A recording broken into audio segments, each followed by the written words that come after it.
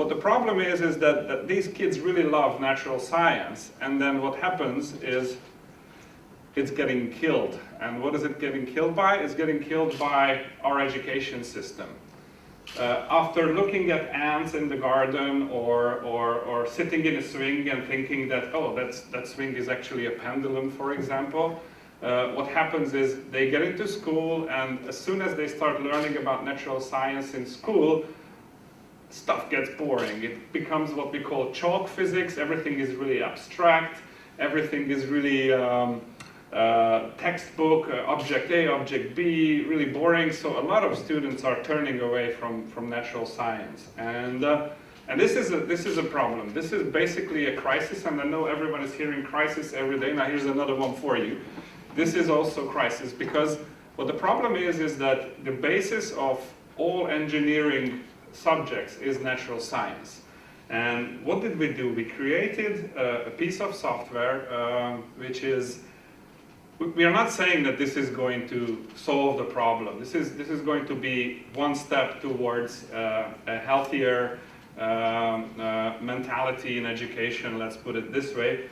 It's a webcam-based natural science observation and exploration laboratory. All you need is a simple webcam. There's nothing else you need. For example, this is one of the 6 functions. It's called kinematics. There's the little webcam in front. The software recognizes the object and follows the movement characteristics of the object. And then you can diagram the movement, and you can do a pendulum experiment, you can do a collision experiment, a free fall experiment. Since you don't need anything, kids can have a copy of the software at home. So what they can do is get homework, for example, from their teachers.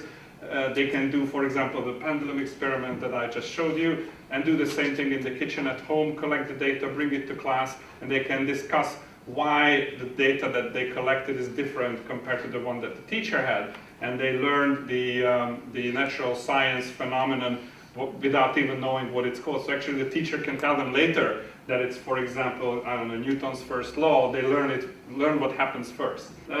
Right from the beginning, we knew that we were going to have to build up the distribution network, and we knew that it's going to be hard.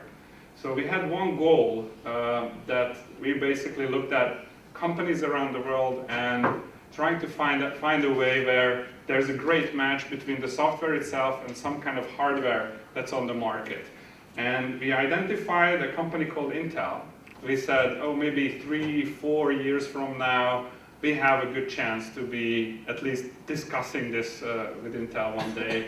Once we are really successful, once we have millions of deployments around the world, then we will have a good chance to show them a good value proposition and try to discuss this with them. What life brought to us is a different situation. We have been in the Intel Learning Series Alliance for about a year, but we started discussions early last year with Intel, which ended in signing a contract for the core stack. So this is like the trophy for us. A lot of people think that if you want to speak to a large multinational, you go to their local office, you talk to someone, and then they forward your email to someone in the headquarters, and then they will contact you, and this is how it works. This never works this way.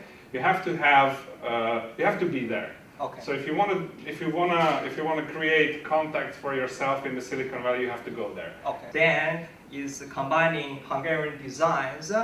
And he took the designs in Hungary and other European countries to be contract manufactured in China, and then brought them back to Europe. I think he made a lot of money during the process. What I wanted to speak about today actually is not so much my stuff, but about changes that I see in this model. And the model is one that everybody uses, from Apple to Philips to small companies like myself. So China is a contract manufacturing source, and then structural changes taking place in China now, and how those changes are impacting the way things are going to work a bit in the future. The system, as it stands, is companies design and marketing, and in the middle is Chinese contract manufacturer. And I think that's going to start to change. limitless supply of cheap labor, low employment rights, low employee rights, low environmental regulation, corrupt local government officials who've been very much in favor of helping the factories grow, and a stable currency and low-cost credit. And Hong Kong and Taiwanese businessmen that I know call this the golden age of manufacturing in China, and that's kind of over now. In fact, in Guangdong province, there's not a limitless supply of cheap labor.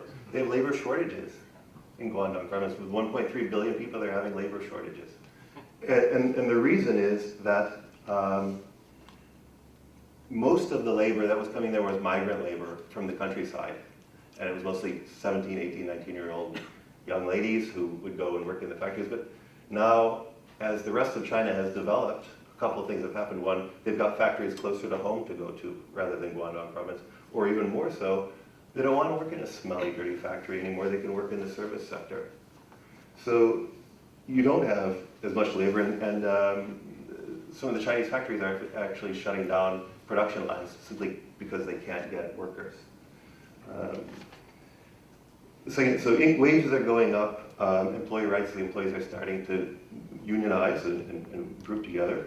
Government officials are no longer so much on side because the land the factory sits on is now worth more than the factory itself. So they can rip down that factory, move the factory somewhere else, and build a luxury high-rise set of condos there and do much better for themselves from that. What's going to happen? I think the factories that remain are going to adapt, and they're going to move up the value chain into computers. A lot of them are moving to LED lighting, and this whole massive amount of factories that are making low-tech goods, most of them are going to disappear. They'll move out, or they'll just go bankrupt. And then the other factories that will serve the domestic market rather than serving the export market. All the growth is internal now, and the Chinese have good enough local wages to support factories on their own. And so as they support their own domestic economy, they'll grow their own brands. So they won't be so much export focused as the main raison d'etre, but rather domestic market and then some export business. What does that mean for people like me? What that means is, and people like you, in fact, well, my costs go up. My costs have gone up by 30% in the last 3 years on China-made products. And I try to pass that cost on where I can, but you can't always do that.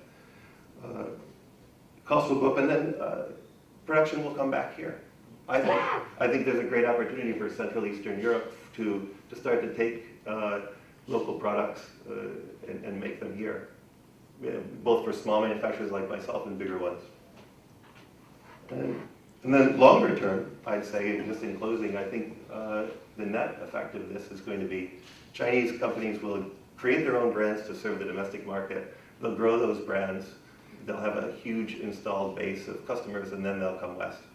8 years ago, I was approached by one of my friends who got an idea for an invention. It was a big wheel, and it had 2 pedals on each side. And he asked me to help him. I was a young product designer student at the time. And started to work on this idea. I started to look for a mass production company, a factory, licensing, manufacturing licensing. And my idea was that if I take this product to China, and I get it manufactured by a Chinese firm, then that's a great thing because then I skip the middleman. So instead of going to a big firm and asking them to make it for me, I go directly to the factory because as we learned today, everything is made in China, so why go to China directly? Actually, it was much easier to convince a Chinese firm to invest into a new invention than it would be to convince a Western firm to invest into a new invention, because new inventions are very risky because it takes years and several product generations to get them right, to get them ready. And it takes a lot of money to make them successful in the market. Western firms, for this reason, are very, very cautious with new products because they think in shorter terms. Actually, the problem is more at the management level. In China, it's very difficult to find a good engineer because there's a shortage.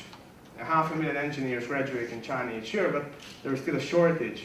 So a good engineer is very expensive, and I never met a factory person who would afford a good engineer. So Hungarians should go to China now if they have engineering background. Actually, you can make a lot more money as an engineer in China at the moment, yes. I would say that in China, maybe 100 million or over 100 million electric scooters are used. In the industrial areas, that's what people use. It's primarily transport. So I tried to analyze how come these are not being sold in Europe. In China, we have everything right, so scooters sell. In Europe, Chinese brands are not appropriate, and Western brands are not ready to enter the market. So the business concept which we thought of with Powell's team is to take the scooter parts from China and to fix the scooter, make it appropriate for Europe. So we would take a scooter, we would dress it up, dress it into European style clothing, put nice European designs cover bits on it. All the parts would come from one supplier. The assembly would be in Hungary. We would design a nice marketing package for it. We would market the product for digital generation. We would enter trade shows with this well-designed, Hungarian assembled, well-assembled product. And we would establish an exclusive trade network, similarly to the gas wheel, whereas in each European country, we would have one appointed exclusive distributor, and he would be distributing and marketing, advertising our electric scooter, which would be marketed as a European product, as it would be actually assembled in Hungary, and the design would come from Hungary as well. The reason why this project would be feasible is that Chinese brands already put all the money and time in developing the technology behind electric scooters. So we wouldn't start from zero, such as BMW. We would take an existing technology, we take existing parts, and we would only put a marketing behind it. So that would keep our investment in money and time very minimal. Now, talking about new markets, since innovation in healthcare is so expensive, for new markets there is an access problem. They just cannot afford all this innovation. We talked about the difficult course of adapting innovation, how long it takes because of all these stakeholders involved. Care is very fragmented. You go to different, if you have a health problem, you go to one organization, then you have to go to another one. These two don't talk to each other. In general, we can say that there is very bad flow of information. Information is used in a very bad way in healthcare. And we don't do prevention. We may talk about it, but we don't do prevention. We cure illnesses. We don't prevent the healthy from becoming sick. Now, for all these reasons, my statement here is that innovation in our world today must consider all the stakeholders' aspects. Now, let's get back to that chart I've shown before, and let's see what the stakeholders' aspects are. You have the producers, manufacturers, they want to make money, right? You have the regulators, what they want is no problems, okay? No problems. Not necessarily favoring innovation. The payers want to save money, right? The buyers, the consumers, they want access. They want access, they want to be cured, and they want the best treatment possible, whatever it costs. And then the poor doctors who is prescribing, you know, the consumers are pushing them, on the one hand, to do whatever they can. The payers are pushing them from the other side, not to spend too much money. So, if I have to make just one word, using a blunt word here, what innovation should be like in our times, it should be cheap. It should be accessible, it should be cheap. It should be easy to use and easy to access. There's a lot of new technology out there, technology that we use in other areas, but technology that has a hard time also bringing about innovation in healthcare. Some examples are gene analysis, bioinformatics, robotics, the internet, mobile internet, social media. And there's a company called IBG Star in California that came up with a blood glucose meter that you can connect to the iPhone. Actually, you drop your blood on this device, like you see it on this picture, and then it automatically comes up with your data. Now, very importantly, the data that you have, number one, are systemized, so you can look up your data historically. It is stored in an intelligent way. And secondly, you can also share it. You can share it with your doctor. You can call your doctor, hey, this is the result I have. Actually, there is a urine test now. There's a chip you actually have to pee on, and you have to insert it to your iPhone, and you get the same test results that are, again, connectable. Now, these are examples that show how the patients can become more informed and elevated. A company called Movisante in the US, the gentleman you see here, has developed the iPhone ultrasound. It's the device that you see there, and the way they advertise it on their website is they say it is convenient, it is accessible, it is connected, and it is affordable. This device costs something like $7,000 to $8,000, and it is a very good ultrasound. You can easily spend $100,000 on an ultrasound. There is even a thing this gentleman, a British gentleman, has developed called Peter Bentley. It's an eye stethoscope. You can use your iPhone as a stethoscope, put it to different parts of your body, and not only do you hear what you have to hear, but you also see it on your screen. Now, you may think of all this stuff like, you know, this is gadgets, but think of this.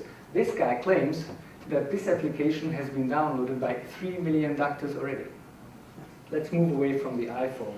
Let's go into 3D printing. A couple of months ago, the first organ has been printed by a 3D printer. It is a jaw of an old lady, and you see the device here. So like you have in other industrial applications, you design something on your computer, and then you push a button and it is printed. Okay, it takes a couple of hours still. What percentage of hospitals in the United States have electronic medical records? What percentage of the hospitals store the data electronically in a consistent way? Yeah, I hear 1, 10, it's 20%. It's a shame. The others have either strange systems or paper-based systems. Now, in some countries in Europe, the situation is better, like in Sweden or in Holland, but still, you know, can you think of any other industry where IT is at such a low level? So, electronic medical record is actually a big thing. Now, this is one of our innovations at Medicover. Robotic limbs. People who have lost limbs, you know, have robotic arms and legs. Okay, that's one thing. The other thing is wearable robots, exoskeletons they are called. For people who are paralyzed, they wear this and they start to walk. This company in Silicon Valley, Exobionics, their motto is get out of your wheelchair and walk. And these devices already work. Now think of this. The brain-computer interface, this is a penny. This is how big it is. This is an invasive surgery. It's in a clinical trial period, but it's coming. They insert this electrode into your brain where your motion sensors are of your brain. And it detects what you want to do. So with the help of this device, you can actually, you know, you think of something and you can move cursors on a computer, or you can also move these exoskeletons that I have just shown. Okay? And this is in clinical period phase, so this is coming. Watch out for it. Okay, to conclude, there is the human genome. You know, it's more than 10 years old since, it's been 10 years since the code has been cracked, and some people are disappointed. You know, they were thinking that a lot of medical innovation will come within years. Think about this. The first genome that was cracked, it cost hundreds of millions of dollars. Now, they say that in about less than 1 year's time, you can get your genome for $1,000. In 2-3 years' time, it will be $100. Now, I have checked last night when preparing for this presentation that you already have companies like DecodeMe and 23andMe, where you can buy your genome, not the whole thing, but parts of it. and then it tells you what your risk factors are. For example, what's your risk factor in heart attack compared to the average? And so what this tells you is, okay, I have this risk factor, I can consult with my doctor, I can change my lifestyle, right? And the insurance companies are going to ask for that. We'll see. Yeah. And this actually you can get now for as low amount as $200. So, Okay. I hope I was fast enough. This is the end of my presentation. Actually, my birthday is soon coming, and I just told to my wife last night that I want this for my birthday. Thank you for your Okay, thank you.